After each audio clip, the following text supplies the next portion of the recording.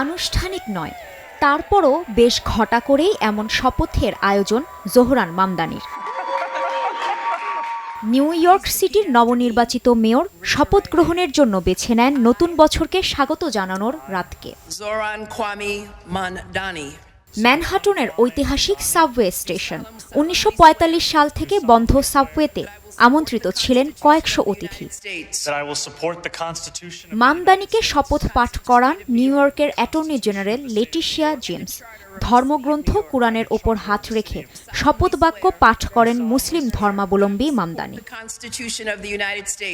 এই ঐতিহাসিক মুহূর্তে কোরআন হাতে পাশে দাঁড়িয়েছিলেন স্ত্রী রামা দুরওয়াজি।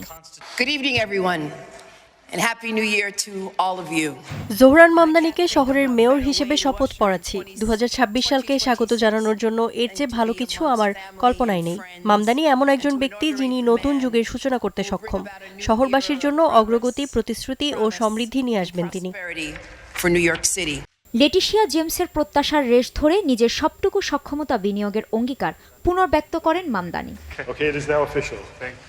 ৩৪ বছর বয়সী মামদানি যুক্তরাষ্ট্রের ১০০ বছরের মধ্যে সর্বকনিষ্ঠ মেয়র।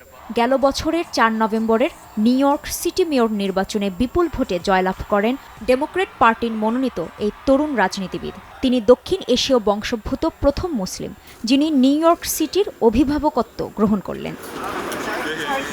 কাজী শাহরিন, স্টার নিউজ।